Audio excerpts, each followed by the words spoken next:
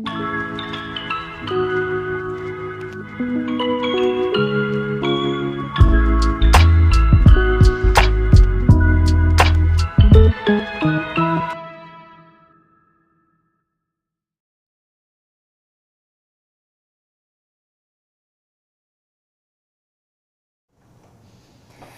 hello! Welcome back for day 5, Cook for Victory. Here with me, Maddie. And I'm Millie, and tonight we are cooking at Cookery School at Little Portland Street. If you have not been paying attention, living under a rock, or tonight is your first night, I am a pastry chef who was cooking for over 10 years in Australia, and I've been teaching here at Cookery School for the past 3. I'm from London. I did my training here at Cookery School, and before that I was a private chef in Tuscany. And our job, not just tonight, but over the next kind of 15 nights, we're day 5 out of 20, which is awesome. So we are aiming to get you guys enthused about cooking really yummy food. We're doing crowd pleasers, using really nice ingredients, no preservatives, no additives, and showing you that at a push, you can pretty much accomplish anything in an hour. You might break a sweat, but it's well worth it for the delicious food. Yeah, so tonight we're making 2 delicious soups, and the idea being hopefully once you know how to make one soup, you can make just about any. So we're doing a smooth soup and a chunky soup, so a lovely minestrone with all sorts of different veggies, a little like our roast root veg on the first night. Delicious. Big range, and then we're also going to do a lovely roast butternut soup, which is going to be lovely and smooth. And as a little bit of a teaser before we get started, we do have a special guest for you tonight who we'll introduce in a bit, but we do have to do a few things first. So 1, turn on your oven. The first thing we're going to do is chop up our roast butternut. Well, we're going to chop up a butternut and then it will become roast. Your recipe says 200. Because we're squishing it into an hour, we are turning it right up. We're going to go 230. But again, if you want to take your time and slow and chill out, set it to 200. It's going to be a bit less cowboy. We're going to get some nice colour, but it is half the flavour. So we're happy to do it. Oven on, just to start with, nice and high, and then get your butternut and your onion ready for your butternut soup. Let's chop. So let me just grab this. These ones are, I would say, like risky. Very small. Very small These babies. are quite little tiddly ones. Yeah. So your recipe calls for a 1.4 kilo butternut. We've just got 2 smaller ones just to make up the difference.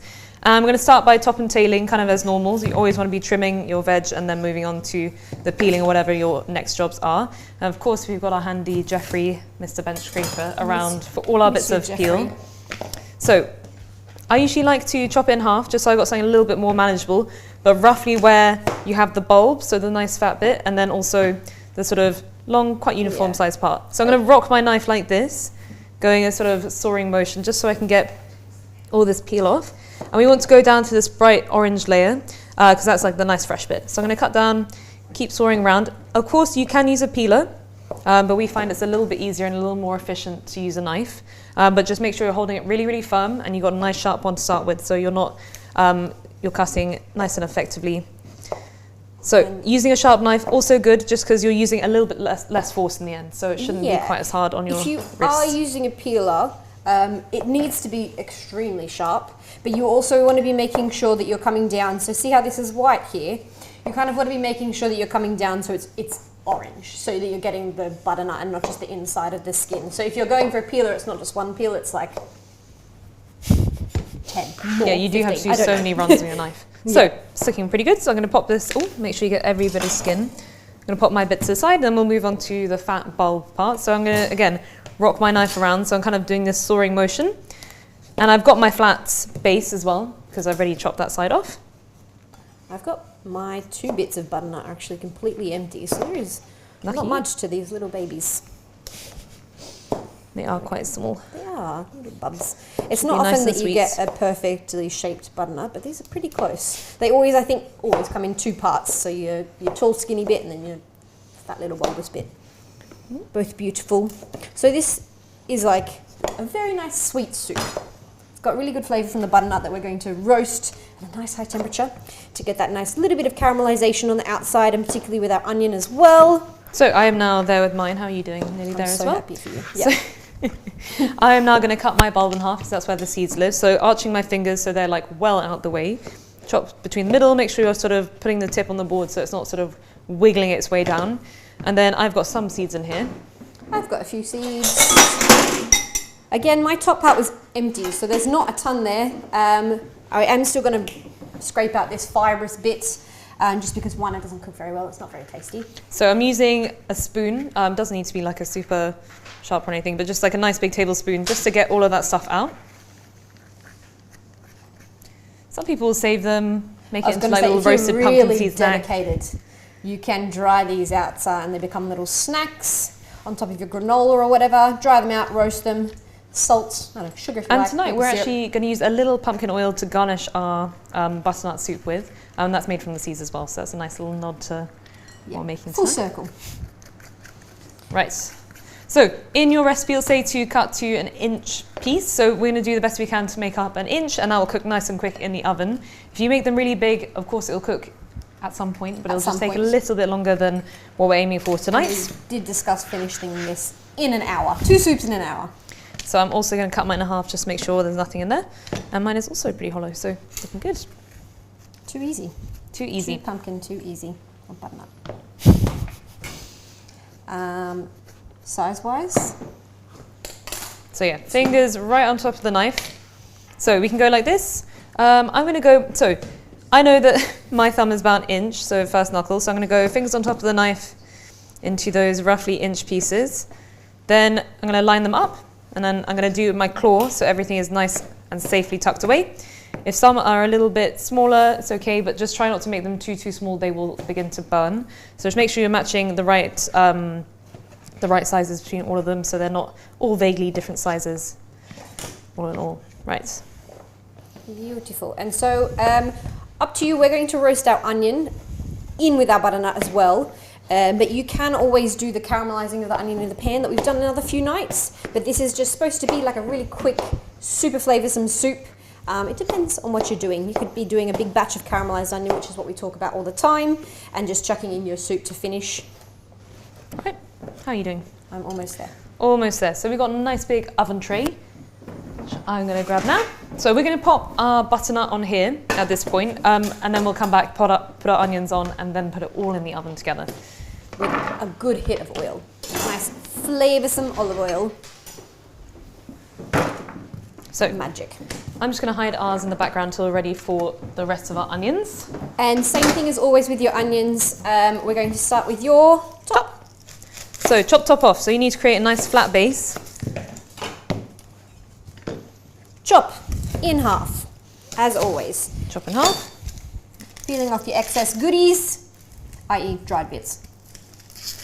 There always seems to be one layer it looks like it could potentially be good onion, but it ends up being dry anyway. Just get rid of it, it's not worth it. It's going to dry out in the oven, and then you eat it later on as a dry bit of onion skin cooked, so it's not very nice. Not very nice. If you've got something a little bit ugly in the centre, just get rid of it. I've just got something a little weird in mine.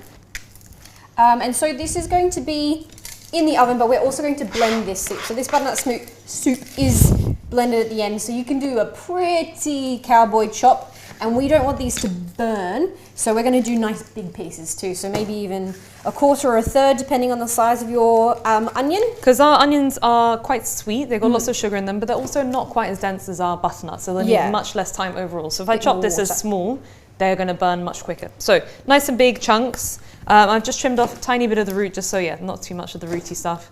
So you can see we've got like really big chunks of our onion. We're going to toss it in some olive oil, and even think about putting these in the center of the tray so they don't burn too much. The butternut they're a lot more dense, so they'll take a longer time to cook. Yeah, that's a good point. So Maddie's going to grab the tray. I'm just going to finish with my onion, a little pesky tonight. Pesky onion.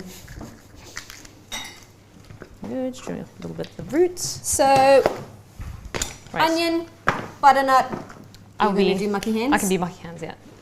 Lots and lots of olive oil.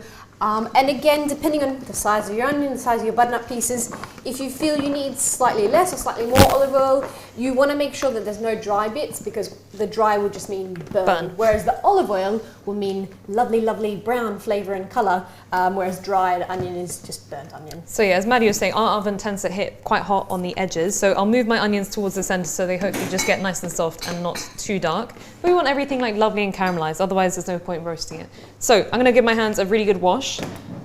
And this one is going to go in the oven. So in terms of timing, again, it really depends on your oven, on how big your pieces are. But for us, I will say 20 to 25 minutes. It's going to start taking color, and then maybe a few more minutes after that, and it will have that nice, we're looking for really golden color. Not just soft and tender, we want like a good amount of gold. It's the same as like caramelizing our onions in the pan, but we're doing it in the oven tonight. So,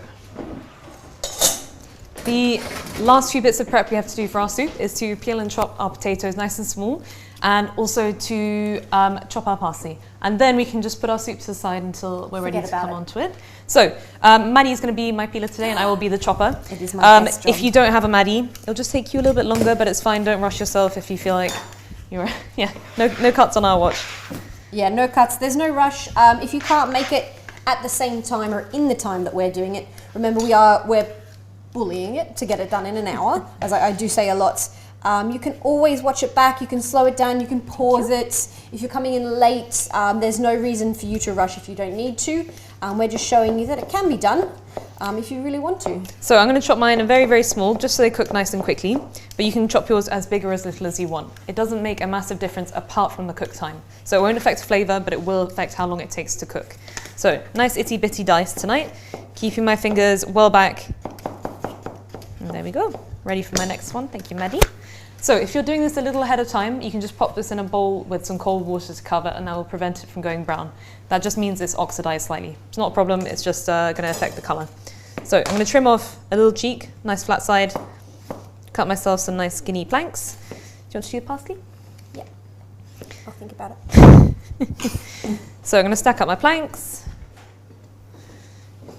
Always doing my arch. Feels easiest for me. So in terms of preparation, we are just doing absolutely everything that kind of the recipe calls for ahead of time, so that we don't come back and say, oh, we need to cut our potatoes later, because once the butternut is cooked, it's kind of just like everything in the pot, fill it up with hot water and the stock powder, and then boil it. So we want to have our potatoes done. We're going to have our parsley chopped as well, and so we can just kind of go all in as soon as the butternut is cooked and ready to go.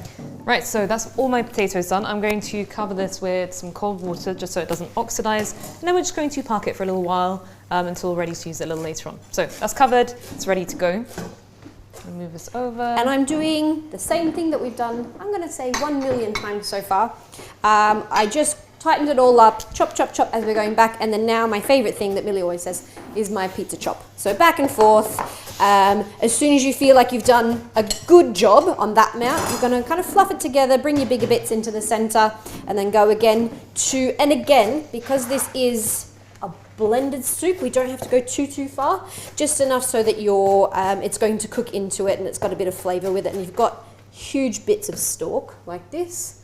That will also cook out as well. So I'm going to pop it in, make sure I chop it nice and small, but it doesn't have to be super perfect today because it's all getting blended together. So for me, that is all our done. prep done for our roast butternut soup. So we've got our butternuts and the onions in the oven. We're going to check them in about 5 or 10 minutes just to see that they're cooking nicely and evenly, and then we'll maybe give them a little shake, a little toss, a rotate back in the oven until they're all golden brown and beautiful. I think now is a good moment to bring on our special guest tonight, which is Sue Pritchard from the Food Farming and Countryside Commission. Welcome. Thank you. I'm so excited to be here. I've already got knife envy. Oh yes, so you've got a lovely sharp knife. Sharp knives. So what we're going to have tonight is Sue's going to help us cook for a little bit, tell us a little bit about her new upcoming projects, and Maddie's going to be peeling. I did say that I was the best at peeling, so I guess this as you is want a job, am I going to have a job? Of course. You are going to have a job. So we start off almost every soup with a base of onions and or garlic. So we're going to start tonight with our caramelized onions. Same deal as every other night. Take your skin off, take your chop off. You've got your root straight down the center. And because I'm very nice, I'm going to peel your onion for you. I'm the master peeler tonight.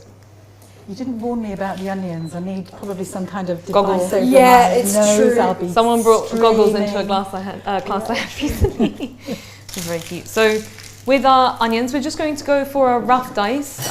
So it doesn't need to be too perfect. Which knife? Oh, you can use this one, or there's a nice little medium-sized one. I'm It gonna is go medium. dealer's choice.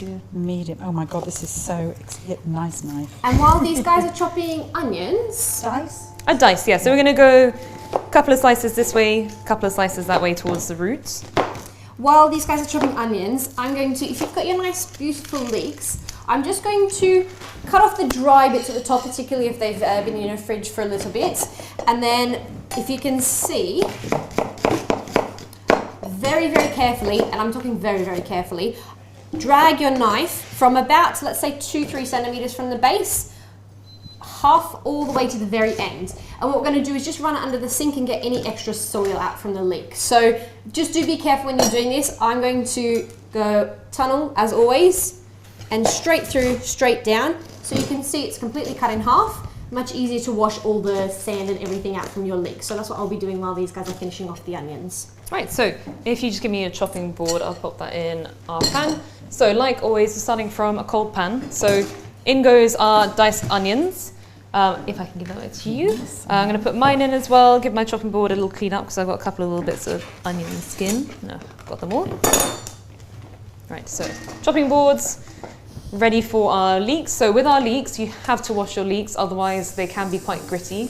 Maddie even found a slug in one today, so always give your leeks a good wash, very safe. They like to grow in quite sandy soil. So we're going to give our leeks a wash, and then once our onions are looking a little bit brown, we'll just throw them in, looking brown all together. Okay. So we are going to grab some olive oil, get these going. So we're starting from a cold pan with some lovely extra virgin olive oil. And we're going to add a big pinch of salt, and then we're going to turn up the heat, and we're barely going to touch them just until they're looking lovely and golden brown. Discs. Do you want me to start on my leeks? I'm so Yeah, eager and keen you're to be so helpful. quick. Yes, we're If you could pass mastering. salt. Yeah. So we've got our leeks in the pot. We're going to add a big pinch of salt, and now I'm going to crank it up, and we're going to go until they are like lovely and mahogany and sweet, at which point we'll just throw in our leeks as well. So a big pinch of salt. This is not for seasoning, it's just to draw out moisture. So while it looks like quite a lot, we're going to have a lot of veggies in here tonight. I said I'd be. So I'm going to settle it into one layer and leave it be until it begins to brown on the bottom. So back to our leeks, which are basically just another kind of onion, a little bit softer and a little bit sweeter. So, And in terms of our hard veggies tonight, we've got carrots. Woo. that was almost a donation. We've got carrots. We've got some little baby turnips as well. We are talking about seasonality. So And you can pop your veg in here. if you don't know about Sue, she's all over farm life, all over seasonality. So we're coming to the end of turnip season. What's good in a soup if you're not using turnips and parsnips and hard kind of vegetables? Right now, well, I tell you what I did yesterday. I picked from the garden. I've still got some stuff from the winter that's hung in there through the season. So yesterday we had some purple sprouting. We had that's some lovely. gorgeous, You can absolutely pop your gorgeous. leeks in here and then I'll throw them in. So once you chop your leeks in, they can go into the pot.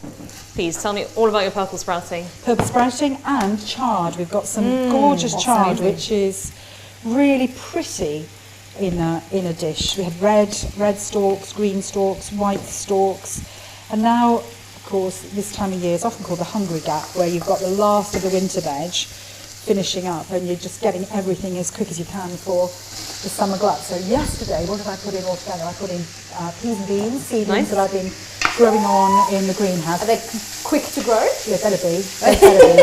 I mean, it's been such a glorious summer, spring, but in the greenhouse, tomatoes are going mad. Got aubergines, got peppers, got chilies. So we're going to go for nothing too small for this food, just so everything is recognisable on the spoon. We're going to go for sort of centimetre sized pieces. So I've already started cutting it in half. Can you? that's all right. Can you can bear just it? make them a little bit longer. Yes. Okay. So I'm going to do centimetre coins until I get to this sort of slightly chunkier bit, and then I also might go in half. Maybe I'll do one more coin. So they shouldn't be too small. You don't want them to look like cat food, as my boss says. Who's this cat food? Roz. Sorry, Roz. You've got the cat food carrot in here from So me. something like this is looking good. So not too small, definitely identifiable. And actually we'll hold these back. We're going to also chop some garlic. We've got some celery. So basically we're starting with the really dense, hardy veg first. And I'm also going to go into the bowl. So I'm smelling some caramelization. I'm just going to give this a quick toss and let it settle again, because even though it smelled like it was browning, it's actually not colouring too much at this point. So that's just going to continue in brown. And I'll keep working my way through these carrots that Maddie is peeling with great speed. I am a really good peeler. You're such a good peeler. Where is your compost bin? I'm hoping you're composting. We have food waste, yeah. Food waste. We've got Dealt waste bins coming out of everywhere. You can chuck that in there. Thank you.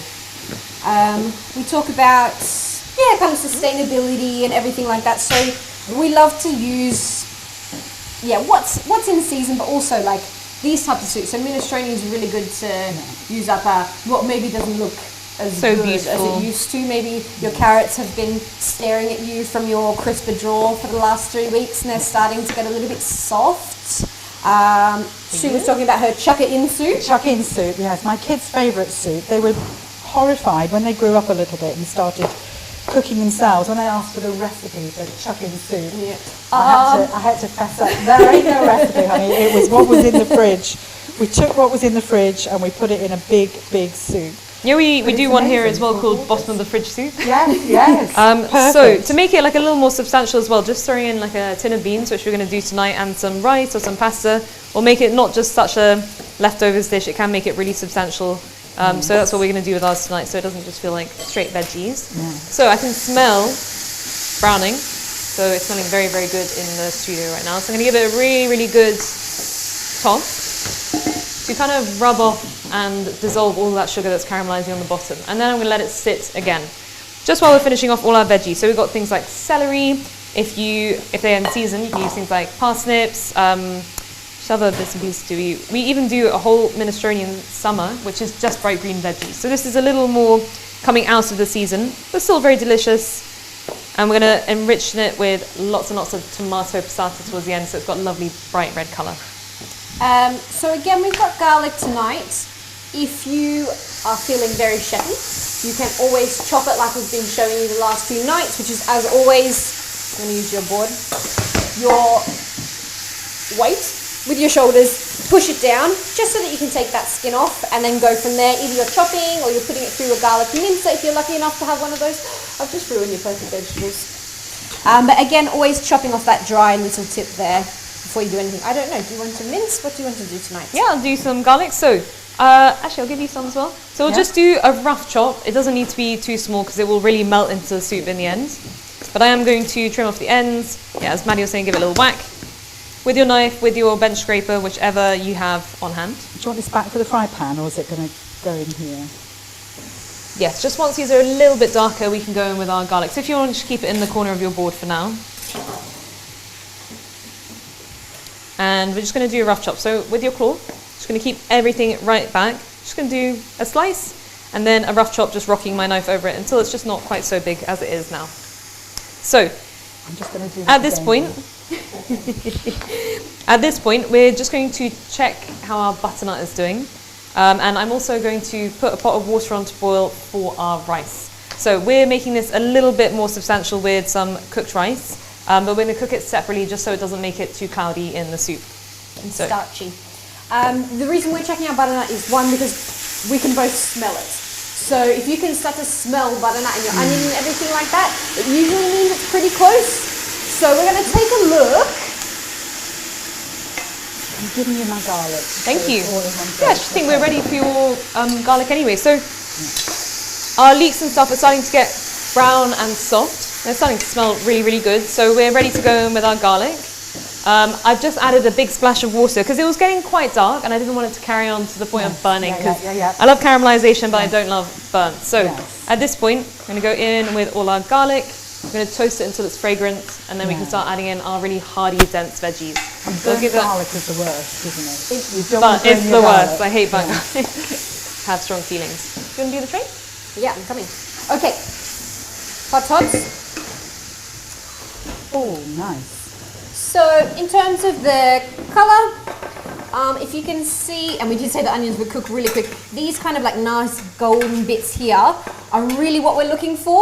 I know that our oven is really hot on one side and not the other, so I'm going to Lily's giving it a toss so it doesn't stick too much, and I'm going to give it a bit of a rotate. But that kind of golden colour we're looking for like everywhere. But in terms of timing, maybe another 5 minutes. And again, we've got our oven super high. Yours might be a little bit behind, but this nice golden color is what's going to give the soup a lot of flavor. So don't be shy on the color. Absolutely do not be shy. It shouldn't be at this stage sticking to your tray. It should be pretty easy to move around, particularly these nice little brown bits should come right off. So I'm going to say for us at 2:30, another 5 minutes, maybe for you guys at home, 10, 15, 20. So with our rice for our soup, I'm just going to put it in some water, just enough to cover it. It's about 50 grams, it's like 2 tablespoons. It's quite a small amount, it's like a nice token amount to make it a little bit more filling. I'm going to put this on to boil, and then I'm going to move my pot back, and we're going to keep caramelizing our onions, our garlic. But I think as soon as we got our veg ready, they can also go in the pot, and they're all just going to fry together. Some for you. Thank you. I'm going to join the chopping party. Thank you. So again, not too small. This celery is quite skinny. It is quite petite. So I'm actually not even going to cut it down the center. I'm just going to do small centimeter pieces once again. And as soon as they are done, they're going to go in the pot. And it looks like we're done through almost all our veg. We do have 3 people working on our veg. Speed. So, one, if you're up to where we are, congratulations, that's fantastic. You're basically a machine at this stage. But if not, do not stress. Again, we've got 3 people chopping all these vegetables. We will go over what needs to be in the soup and kind of at what stages. But usually around about the time, by the time your onions are caramelized, you can pop in your garlic and your hard herbs, and then by the time they've taken a bit of colour, everything else can go in. So it should have a bit of a natural flow, but you can always watch back as well. Why, thank you. So in goes all this. celery, carrots, turnips, if you have parsnips, they can go in. So anything dense and rooty. So in they go.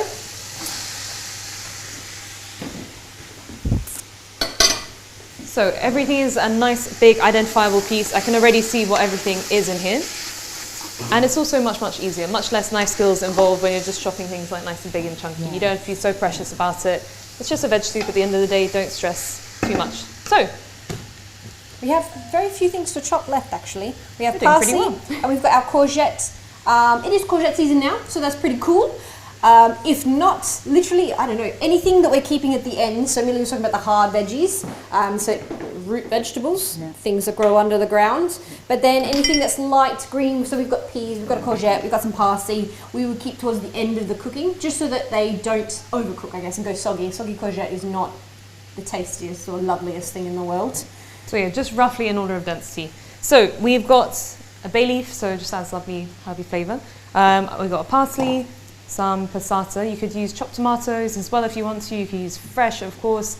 Whatever you have lying around is good. But chopped tomatoes and things are often, I feel like in England they're just as good as fresh, because it's quite hard to get really, really good quality ones in England, because we don't grow them here. They're not part of the natural climate. You can grow them, of course, but they often need lots of extra inputs. And we're using a little bit of stock powder today, veg stock powder, just to keep it vegetarian. But if you have some nice chicken stock lying around, that's also a really lovely input to add into this. We're going to add this in neat, so we're not actually going to dissolve in any water, because we're going to add lots of water anyway, and it will just dissolve on its own. So it's good. Again, we're pushing for time, but if you want to speed up the process of your soup, every single time you make a soup, you have to bring it to the boil. So pop a kettle on. It's obviously going to come to the boil a little bit quicker if you've already got really hot water. Pop a kettle on, or pop a pan of hot water on and boil it, just so when by the time you add it in, it's quick, really quick turnaround. So we've got a pot at the back with some water that I'm going to turn up, just so that we can pop some really hot water in, so we can bring it up to the boil a little bit quicker. So we've given our veggies like a quick fry for a couple of minutes. If you can stretch this out a little bit longer and keep frying them. They'll get a little sweeter. But at this point, we're now going to add in our bay leaf, our veg stock, passata, and enough water just to cover our vegetables. So kind of the most important thing with soups is consistency. If it's too thick, it's not really a soup, and if it's too thin, it's watery and horrible. So we're going to make sure there's just enough liquid to cover so our veggies will cook, but not so much that we're sort of scrambling to make sure it's carrot in an ocean of stock. I'm going to start with some of my veg stock powder. I can always add a little bit more. And what we always like to do at Cookery School is just to top this up with water, give it a good shake, clean it out so you can put it in the recycling, but also save all of that lovely tomato liquid that's in there still. So, Sue, whilst we get this on, I want you to tell us. Soupy. Soupy. Soupy. Oh, get it. I thought of that myself. So nice clean thing, ooh, ready to go in the recycling. With my pot of soup, it's looking soupy, which is good, but it definitely needs more liquid. I've got loads and loads of veggies just straight out poking above the top. So good splash of water in just to cover it. And they'll also cook much quicker if they've got enough water to cover fully. So let me just dissolve all of that stock powder as well. I'm going to give it a really good stir. But it's looking nice and tomatoey at this point. So we're going to bring this up to a boil. Very important, firstly it needs to be hot so everything can cook, but also we want it to reduce slightly, and we can always thin it out, but it's very, very hard to thicken it up again. So make sure you add maybe a little bit less water than you think. So we're feeling pretty good. Like I said, we've got 3 people chopping. We are going to boil our soup, bring it to the boil. Yeah. But for now, we get a little bit of time to chat. So tell us what, not everything, just shy of everything, as much as you can, about yourself, about what you're doing. You work with government, you work with food and kids, everything. Yes. Well, the most exciting thing right now is that I'm here with you doing this brilliant, brilliant project, getting people cooking from fresh, cooking from feeling scratch, good about cooking it, fresh. confidence. Oh, I love it, because it's so much part of my story, my upbringing. I cooked with my mum, I cooked with my grandmother, I cook with my kids. I still cook with my kids. My kids are probably older than you two now, 34, 32, 28. Well, there you go. And cooking together is a real source of joy for us. It's a thing that we have always done together, and that's just been such a pleasure. So I get to bring that into my work. And you get to enjoy food that you've cooked together as well. I think it makes you love your food more, and you know, it's anything you've grown and made yourself taste better. Absolutely. And we also kind of, you know, sometimes it gets a bit stressy, sometimes we get things wrong, sometimes we end up having a row in the kitchen. I have to say now I'm very much the sous chef to my youngest daughter, Izzy, who's a really, really good cook. The sous. But yes, the sous chef. Ah, yes. Got round 2. So yes, it's been the joy of cooking. The joy of cooking really good food together is so much part of the life I live and want other people to have a chance to experience as well. So the job that I do, what did we say I was called? I did call you the big bad boss lady. Yeah, that's good. I'm going to keep that. I'm having that on my business card. Chief Executive of the Food, Farming and Countryside Commission, which is an independent charity looking to kind of shape a different version of the future for food and farming, and the countryside does what it says on the tin. And what we're working for is a healthier, greener, fairer food system, because right now it's not all it could be.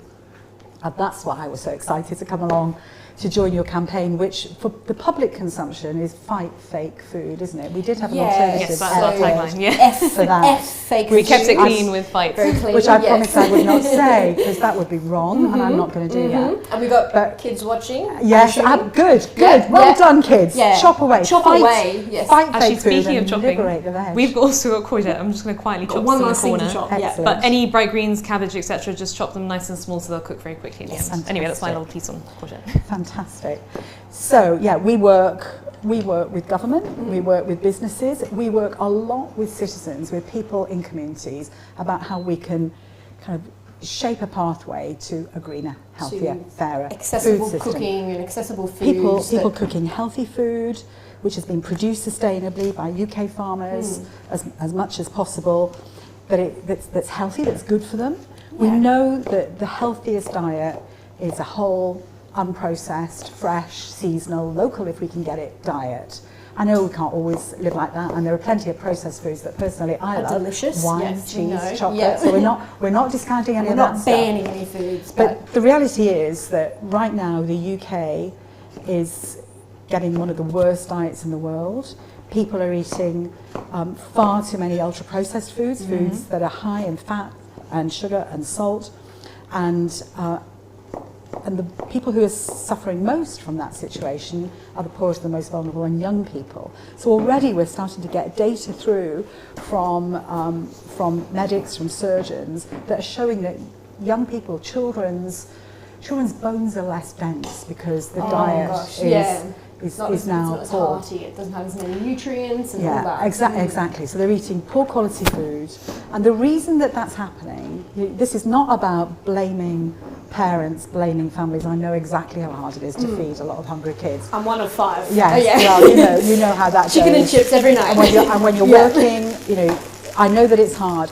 But the thing that really does my head in, as the young folks say, is that there are very, very big global businesses who are making huge profits out of formulating, inventing, marketing the heck out of food they know is It's bad really for us. addictive. Yeah.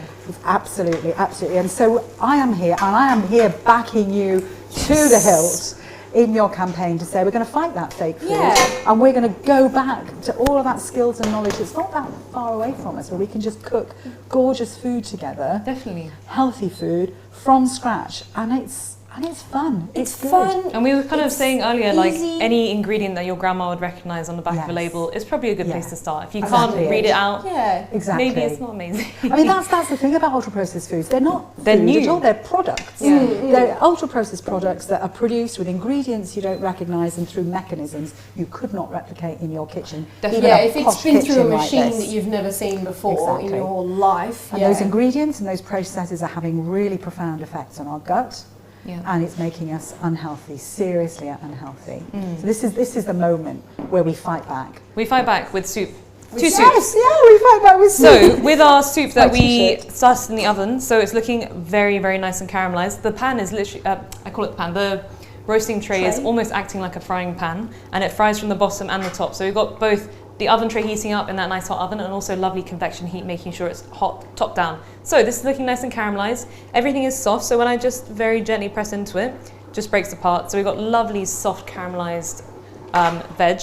This is now going to go into a pot with almost everything else. So we've got spices, so we've got nutmeg and cinnamon. So We very, have very warm and hearty. Very much our, here's some I prepared earlier, potato, woohoo. So potatoes are going to go in along with, didn't quite chop all the way through on that one, along with all our butternuts. So make sure you got your oven gloves. We're also using like little hot mats to make sure everything's staying nice and safe, not heating up too much.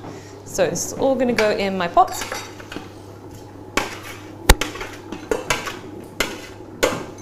Slowly but surely. I'm trying not to get any on the floor, but we'll see how we go. A girl can dream.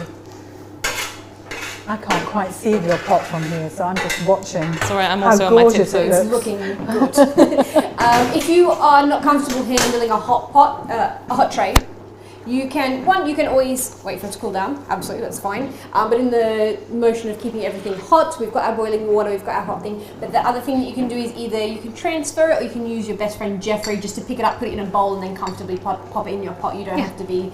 We're in a tight kitchen. You know, Or get someone else to yeah. hold the tray so you're not sort of Yeah, handling whatever two makes you things. comfortable. You don't have to follow exactly what we're doing.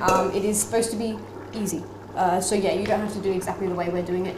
So Whatever gets it in the pot. into the pot, I'm going to add in some hot water. So it's obviously going to cook all my veggies. So I'm going to start with this much. I can always add more, and I know I probably will. I'm going to start with this much, get everything else in, and then we'll top up the amount. So I've got some nutmeg, some cinnamon. Our stock powder is very salty. Depending So on always what you start have with at about home. half. Yeah, we're going to start with about half our stock powder and use it as potential salt for later on as well. It's really, really salty, and I think I would say most stock powders are. So don't go too crazy head on.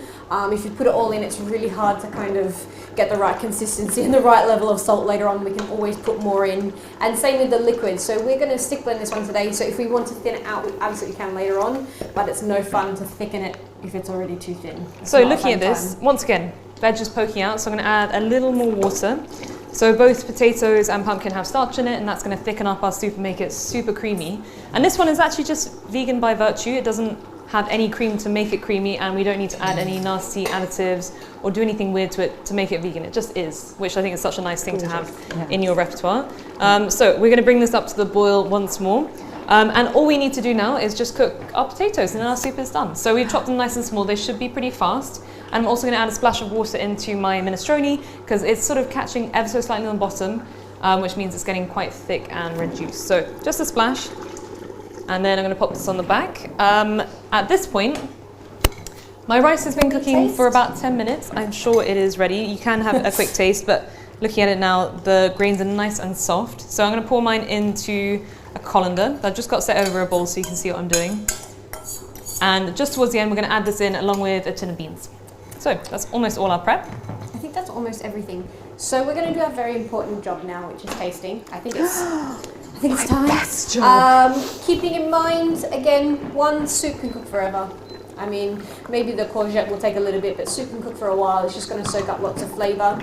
So we're looking for something that is taking the raw kind of flavour out of the vegetables. We're looking to make sure all our hard vegetables are cooked, for one. So that carrot, what do we do? Carrot, turnip, celery are all the hard vegetables. We're going to taste it to make sure that it does actually start to taste good. Yeah, do you want me to bring it over? Let's go. Right. So actually one thing we're missing from our pot is some parsley. So we're going to add in our parsley as well. Maybe once we've had a little taste. But yes, it's looking bright red. You can add as much or as little tomato as you want, but me and Rose like it really, really tomatoey. So that's why we often add one of the really big tins, but it just makes it much, much richer without having to add. Of course. So we're doing the 1 spoon, 1 taste. You must start. Yes. Safety stuff at the start. Oh, that's lovely. So already pretty good. That's gorgeous. The seasoning is really nice, but it definitely needs a little bit more salt. So I only started with half the stock powder anyway, so it's fine. We're not running away from the salt. We just need to make sure we don't add too much. Yeah. So I'll start with, again, maybe 3/4 of what I have here, because it wasn't too far off. We're going to dissolve it really well, have another taste. And this is starting to smell like very, very Christmassy and comforting. And I'm just going to do a very quick initial test of our kind of hearty or hardy vegetables and see if you've got a knife, stab it in, and then if it falls off, way. So that's pretty close. I mean, it's what you want to eat. If you've got a really crunchy turnip, it's probably not the best ever. So we want to make sure our veggies are pretty soft, pretty tender. We still need to cook in our other bits and bobs. So we've got our courgette, our beans, our rice as well. So we can add a little bit more of that, a little bit more stock powder and taste it after that. Have you had a little? I'll just add a little more stock powder, but definitely we need to add in our parsley. Should I do that hard task for you? Should I do that? Yeah, of course. Extra taste. Got our parsley, courgettes and peas left, and also our beans and our rice, great. But we know that the beans and rice are fully cooked. Fab. Oh, that is so good. Pretty good. So I think we can go in the rest of our parsley. You can add in our tin of beans. So I have rinsed and drained them and just popped them back in the tin so you can see what they are. But we've just got cannellini beans tonight. If you're on a real pinch, you could use things like butter beans or flageolet, but this is probably the most traditional, given it's an Italian soup. So nice white beans, they'll add a little bit of starch, so they'll thicken it up slightly, but they'll also make it like really satiating and rich and filling. And a full meal. I mean, a full meal. That's if you're eating beans and rice and all these vegetables. And a lovely chunk of fresh bread. Yes. Oh, yes. Which we learned how to make last week. The good stuff, which you know how to make now, so you have no excuses to have fresh bread with your beautiful, beautiful soup. So, it's perfect. Looking pretty good. So we've got our courgettes, beans, parsley added. So this is going to go back on. I know our rice is fully cooked, so I don't want that to be cooking for too long, otherwise it's just going to disintegrate. So I'm going to bring this back up to the boil. Our soup over here has come up to a boil, which is great. Because we've got lots of water in there, I'm not too worried about it burning, so it's just going to simmer away until everything is nice and tender, especially our potatoes. And now I can move all these things off. So, should we have a quick check of our potatoes, see how far along they are? So, we've been moving really quickly with this butternut soup. We cooked everything in the oven. All we really need now, and again, longer, more flavour, but all we really need and what we're looking for is those potatoes to be cooked through. I'm going to take it off the heat before it attacks me. It is that vigorous boil. Smell the cinnamon coming through there. So this is a bit of a classic soup. We've got cinnamon, we've got nutmeg, and I'm going to do that same thing. Okay, that was a very, very long delay. So we're definitely going to cook it for a little bit more. That's fine. It's only been on for about 5 minutes, but it's a good idea. Even if you chop yours really, really small, it does need some time to cook. And if it's not super soft, it's not going to make your soup quite as creamy. You're probably going to have tiny itsy-bitsy bits of like hard, crunchy potato. Yeah, crunchy potatoes. We are going to stick blend or immersion blend our soup just so it's lovely and smooth. But you could, I don't know, use a potato masher if you're in dire straits. Yeah, if you're in a tough spot with equipment. A good, hearty, strong mashing technique. Even the back of a fork. The back of a fork will do it when it's soft, won't it? Definitely. And if you have taken out your butternut, now is a good time to turn off your oven. So we like to put on our ovens just before we need them and turn them off as soon as we're done with them, just so we're not using extra electricity. But yeah, it's smelling so good. It's very, very warm and steamy in here. It is very. We're having a soup facial. Yeah, we're having a facial, yeah, lovely. If you're like us and you are having 3 people in your kitchen, you've got your kids about, I don't know, you've got your partner about, a person that you pulled in off the street, and you've managed to get 2 soups on in something like 45 minutes. Good on you. Good on you. If you have not, of course, you can always watch it back or start late. These are soups you can do 1 in an hour, you can do 2 in an hour, it's up to you. But the whole point of tonight is just to make it accessible. Show you 2 types of soups. So yeah, we can do a little recap on all our soups tonight. So the basic technique with any soup is that you start with usually a base of onions and garlic, because they're sweet, they're really flavorful, they just pack a big punch. Then we're going to go in with any other sort of onion adjacent thing. So tonight we used leeks for our minestrone, it was nice and sweet. Good. Then you're going to start adding your densest veggies just so that they have enough time to cook. And we're going to make them, if it's a chunky soup, nice big chunks, like, I don't know, centimetre pieces, so they're recognisable. You don't want to fish out a big piece of veggie from your bowl and you have no idea what it is because it's so itsy bitsy, tiny. So then we added lots of water, not too much that it's just going to drown our soup, just enough so we've got like a lovely, stop it. Carrot in the ocean of stock, we're going to bring that back around. So yeah, you can always thin your soup out, but you can thicken it up at great. Much easier to make it thinner than it is to make it thicker. So we made it the right consistency. So hopefully all your veggies are just submerged, not by a lot, but just perfect amount. And then we're waiting for everything to get nice and tender. You can save your really light green veg till the very end because they barely need any time to cook. But we've already got our courgettes in because they're nice and chunky. Then with our butternut soup, we were quite lazy. We just threw it all in the oven, so it's nice and simple. So olive oil, butternut, and big chunks of onion. They went until they're lovely and golden brown. Then we put them into a pot with some finely diced potato and parsley, just so they cook nice and quickly. But if you're not in such a rush, you can leave them big chunks and they'll just take a little bit longer to cook. And then we're going to blend this one and leave this one nice and chunky. So 2 different styles of soup, quite different flavour profiles, but both like very filling and versatile as well. Kind of once you can do a roast butternut, you can do a roast anything. And again, once you've done a minestrone, you know to start with your hard veggies and your onions and cook them through and boil it through. They can be any vegetables. It doesn't have to be a tomato base. It can be a clear stock, a chicken stock. It can be anything. And these are all just like the simplest version with what we have today. But it doesn't mean that they have to be those exact vegetables or those exact bases either. They can be whatever you have at home and whatever's cheap. Yeah. Something I like to do when I'm testing potatoes is I'll just squish it. Actually, if I move it over to the side. So I'll just try and squish it against the pot, and if you can crush it against the side of the pot just very easily, it's a very good sign. It's super soft. Ours are still not quite there yet, so we'll just let them simmer away. They're on a pretty rapid boil and you don't need to do that at home, but we're just moving things along. So if you haven't got an oven, not everybody's got an oven at home, some people might just be working on a hob. No, good point. Could you kind of fry off your butternut squash and your onions, just let them fry first, set them to one side and then absolutely. use them that way? You can do the same version of, so you start with your onions, nice to caramel, maybe cut your butternut a little bit smaller and same with your potatoes, but again, you just in your pot all colourful. I was going to say, for you, 2 questions. One, if you're like us and you want to kind of help out, you also want to fake foods and you want to help people get into the cooking community, what can they do? Oh wow. Well, everybody can do something with food. Food is pretty central to all of our lives. You have to eat it every day. Everybody 3 times a day at least. Eating 3 times a day. So we've been doing lots of work at the moment with groups of citizens around the country.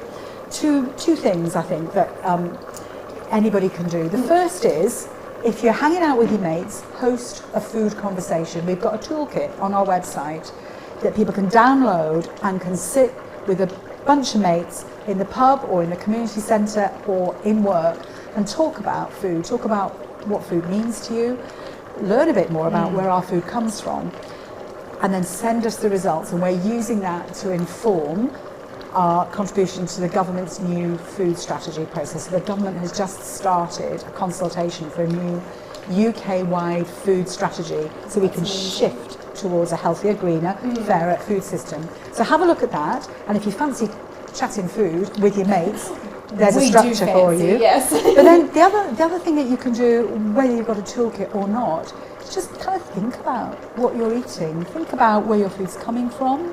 Think about what you're eating during the course of the day. Think about getting a really good, fresh, balanced diet. think about who's producing your food. Even in London, even in the big city of London, there are brilliant veg and produce shops. So many fantastic local farms and local There are. suppliers. Maggie found as a well. flour mill next to ours the other day. I did. There's in a central flour mill London. in Brixton. Yes. Oh, yes, Yes. Very excellent. cool. So there's loads, and that's true all over the country. Even in the big cities, you'll be able to, if you go for a wander, you'll find these little pockets of people who are already doing brilliant things, trying to improve food, improve what we can buy and what we can eat. So 2 things, talk about it with your mates, educate yourself a bit more about where it's all coming from and the effect that it's having on you, and then find those small things that you can do, whether it's what you buy, what you cook, how you cook it, who you cook it with. Create community, create fun, bring the joy of gorgeous food back into our lives. Cooking, you do have to eat every day. Yeah. And so I think mentally it can feel like a bit of a chore, but it shouldn't be. It should be something that you have to do it every day. You may as well enjoy it. So I think put effort into kind of like making it a bit more fun for yourself. I sometimes get a bit grumpy about that because I think we have been told to think of Food is a chore, food right? as a chore Gotta by meal prep lots all of this stuff advertisers, because that's a problem that big food companies think they can solve for us. If they tell us food is a chore, we've not got time for it, or it's all very complicated, they can sell us solutions to that. And what they're selling us is ultra-processed ready meals, stuff that's got all sorts of ingredients in it that's not doing us any good at all.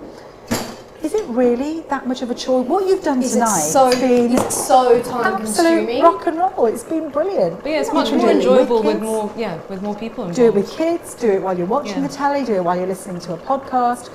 I mean, I tell you, when I used to cook with my kids, it was as much to keep them out of trouble as it was to teach them about cooking. Because if they were there in the kitchen with me, with a job to do, they weren't up to trouble somewhere else. And so it was a thing that we did together. It's a nice mini community in your kitchen. Absolutely, just hanging out together, being together over food.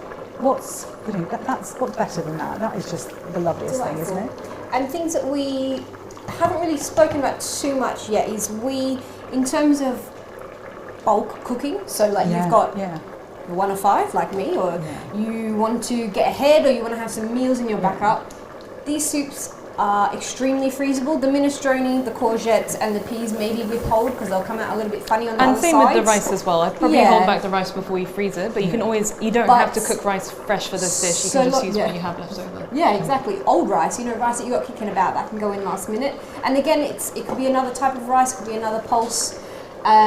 Freeze it, make it huge batches. And then... So we'll go in? Oh, yeah, go. So, fresh peas, we have defrosted these. They are picked when they're fresh and in season, and honestly, they often taste better than any ones you buy fresh in the moment, because they immediately start to get like super starchy, don't they? Would you put pasta in? I always use leftover pasta in my minestrone. So, in goes my rice. Old pasta that you tried to cook for 5 people, but you accidentally cooked for 10 people. Yes, absolutely. Classic. Kids didn't come in when they said they were going to come in. Yeah. So stay with our mates, okay, tomorrow. So at this point, I'm just being gentle-ish, just to not break up the rice. I just want to stir it in, and it will thicken up the soup a little bit. But if you just add it in at the very start, it's going to make it a little too starchy. So that's why we cooked it separately. But of course, if you have rice already, just use that, and that will do the job just as well. I think we can have a little try of this. Of course, we'll bring it up to the boil one final time before we serve it. Actually, it's just come back up to the boil, which is great. I'm glad there are many spoons. I know. We could go through all of these tonight pretty happily. So we are going to have a little taste of our minestrone, and then we're going to whiz up our other soup. So what we might do, have a little taste. It's good actually. It's like Va bene. Delicious. I wouldn't add much. Great. Oh, okay. I'll have a little quick. You're the sensei, but for me that's pretty bang on. Delicious. So Sue and I are actually going to swap places, and I'm going to make a ton of noise.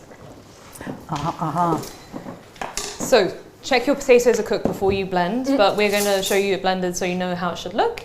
And it is a lovely dark, rich soup as well. It's not supposed to be pale, because if it's pale, it means you haven't caramelized your butternut for long enough.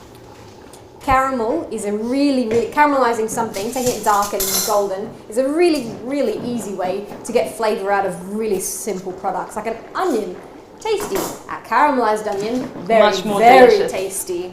Okay, I'm going to make a huge amount of it. Very good. So my second question over the bowl of the blender is, so how can you help? Okay, but also if you are new to cooking, so kind of the people that we're talking to, or you haven't really branched out, you've been eating a lot of ready-to-go foods, maybe some of their super processed, high in preservatives, or all that kind of thing. What's like the best way to just kind of step away from it? You know, you don't have to do all in one hog, but like what's a good way to start breaking the chain and kind of moving into cooking your either every night or every second night or something like that? So I think it's having a real good sense for yourself about what is it that gets you reaching to the ultra-processed foods or the ready meals, and having a good sense of, you know, what are the triggers that get you there in the first Yes, absolutely. And then you can interrupt those as you go. Absolutely, anticipate it. So if it's about, I mean, I'm the worst for thinking, oh, I've left it all too late, I'm just going to race in and grab something because everything's too late. As you were saying earlier, get things in the freezer. Just make sure you've got things that are there. Have a repertoire of recipes that you can cook really quickly. My go-to, pasta, tomato sauce, onions, garlic, tomatoes. That's gorgeous. You don't need much else. And you all know how to make that now. Yes. You did it on week one. Well done. Absolutely. So just think, so have a kind of, keep a bit of a diary, a journal, maybe not even bothering to write it down, but just having a sense of what are your triggers, where are the things that get you falling off, if you like, a healthy food wagon, and plan the alternative. It might be taking sandwiches to work, or taking a lovely, you know, you can take a bowl of soup to work, bung it in the microwave in work. I feel like you've been watching us. These are all dishes we've been making the last week. You're just recounting our last 4 No, nights. you're doing it so brilliant. It's so perfect. So learn your own food triggers, and then put your own strategy together to kind of interrupt those triggers. Yes, absolutely. Food prep can be very scary. Like, oh my gosh, I have to cook 20 all my kilos lunches of veggies, and all my dinners and stuff like that. But food prep can also just be like, oh, I have some weird bread in the freezer that I'm going to take that out and I'm going to do something with it. You know, we're doing eggs, so you can have eggs for dinner or something. It doesn't necessarily mean you have to prep a 3-course meal every single night. And I cook pretty much every night from scratch. My husband, love him, not a cook. So I cook every single night. And I probably never take more than 30 minutes to cook, because we live busy lives. We live on a farm, we've got loads to do. There are so many gorgeous recipes that you can put together in 30 minutes. You've done 2 in an hour tonight. You've absolutely nailed it.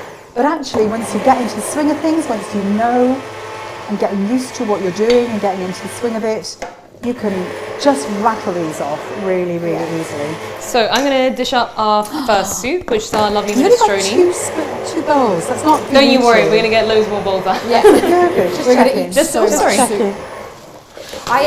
I don't know if you know, I've been here forever, mostly because If you make it smooth, it might as well be smooth. the smoother the better. Smooth with 3 chunks of butternut is not smooth. So if you've got an immersion blender, go nuts. If you're mashing by hand, still go nuts. If you're making a smooth soup that is blended, you may as well blend it to the nines and make it super, super silky. very chef.